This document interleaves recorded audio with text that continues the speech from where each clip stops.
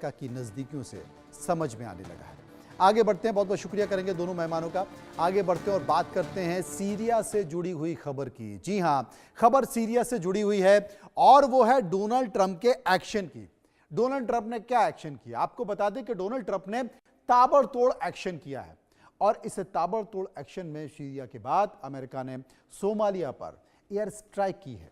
अमेरिकी सेना ने अफ्रीकी देश सोमालिया में इस्लामिक स्टेट के ठिकानों पर हवाई हमले किए।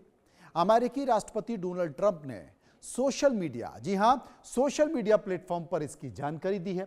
उन्होंने आईएसआईएस को कड़ा संदेश देते हुए लिखा कि हम तुम्हें ढूंढ लेंगे और मार डालेंगे। अमेरिका पनामा कनाल पर भी एक्शन में है और यही वजह है कि ट्रंप के दबाव के आगे पनामा के राष्ट्रपति जोस राउल मुलिनो झुकते दिख रहे हैं।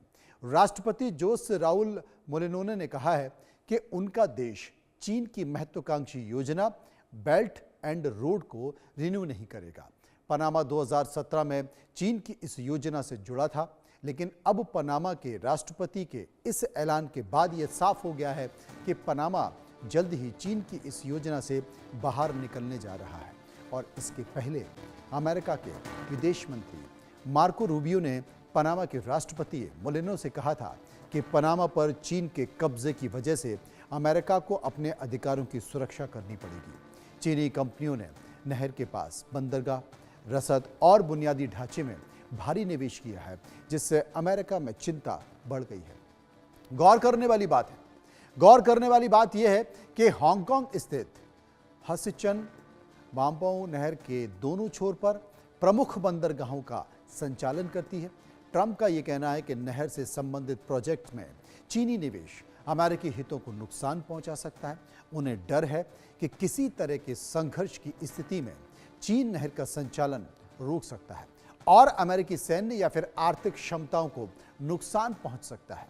दुनिया भर की जियोपॉलिटिकल की स्थिति में पनामा नहर की खासी अहमियत है और 82 किलोमीटर लंबी नहर अटलांटिक महासागर और प्रशांत महासागर को जोड़ती है।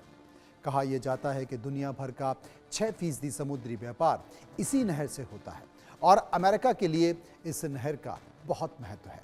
अमेरिका का 14% कारोबार पनामा नहर के जरिए होता है। अमेरिका के साथ ही दक्षिण अमेरिकी देशों की बड़ी संख्या में आयात निर्यात भी पनामा नहर के जरिए होता है। एशिया से अगर कैरेबियाई देश माल भेजना हो तो जहाज पनामा नहर से होकर ही गुजरते हैं। पनामा नहर पर कब्जा होने की स्थिति में दुनिया भर की सप्लाई चेन बाधित हो सकती है। तो फिलहाल रुकेंगे यहां पर कुछ पलों के लिए। आंख कान खोल के में इतना ही। खबर का अगला हिस्सा ब्रेकिंग।